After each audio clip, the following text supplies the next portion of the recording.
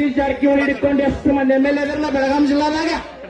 ನಿಮಗೆ ಹೇಳ್ತೀನಿ, ನೆನಪಿಟ್ಕೋರಿ. ಬಾಳ್ ರೊಕ್ಕ ಐತೆ ಅಂತ ಅಹಂಕಾರ ಮಾಡಬೇಡ್ರಿ. ಬಾಳ್ ರೊಕ್ಕ ಐತೆ ಸರ್ಕಾರಕ್ಕೆ ಅಂತ ಅಹಂಕಾರ ಮಾಡಬೇಡಿ. ನಾಳೆ ನೀವು ಸತ್ರೇಂದ್ರ, ನಾ ಸತ್ನವ್ರ ಇಲ್ಲಿದ್ದವ್ರು ಸತ್ರೇಂದ್ರ ನಿಮ್ಮ ಹೆಣ ಸ್ಟೇಟ್ ಬ್ಯಾಂಕಿಗೆ ಹೋಯಂಗಿಲ್ಲ, ವಿಧಾನಸೌಧಕ್ಕೆ ಹೋಯಂಗಿಲ್ಲ, DCC ಬ್ಯಾಂಕಿಗೆ ಹೋಯಂಗಿಲ್ಲ, ಸ್ಮಶಾನಕ್ಕೆ ಹೋಯ್ತಾರೆ. ತಮ್ಮ ಬ್ಯಾಂಕು ಇಲ್ಲೇ ಉಳಿತೈತೆ, ಫ್ಯಾಕ್ಟ್ರಿ ಇಲ್ಲೇ ಉಳಿತೈತೆ, ಸಾವಿರಾರು ಎಕರೆ ಇಲ್ಲೇ ಉಳಿತೈತೆ. ಇಲ್ಲಿ ಸಾವಿರಾರು ಮಂದಿ ರೈತ ಕೂಡ ಅಂದ್ರೆ ಪಕ್ಷಾತೀತ ಜಾತ್ಯತೀತವಾಗಿ ಕುಂತಾರ. 1ನೇ ತಾರೀಕು ಫ್ಯಾಕ್ಟ್ರಿ ಚಲೋ ಆಗೋದು.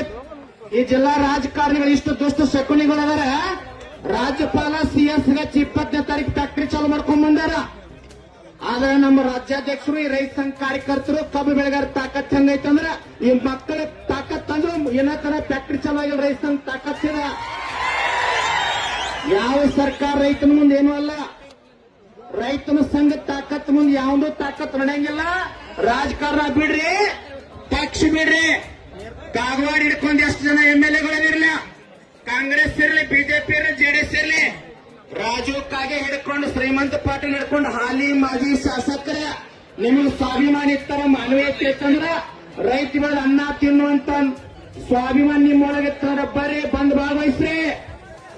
ಯಾವ MLA ಮಾತಾಡ್ತಾನ್ರಿ ಒಂದ್ ಸ್ವಲ್ಪ ಬರಿ ಇಟ್ಕೋಗಿ. ನೀವೆಲ್ಲ ಪಗಾರ ಹೆಚ್ಚಾಗ್ಲಿಕ್ಕೆ ಮಾತಾಡ್ತಾರೆ ಎಲ್ಲರೂ.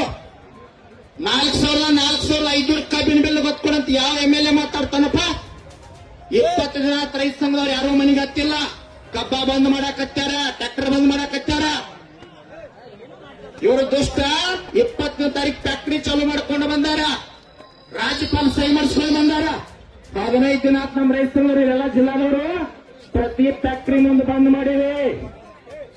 ಜಿಲ್ಲಾ ಉಸ್ತುವಾರಿ ಸಚಿವರು ಬೆಂಗಳೂರು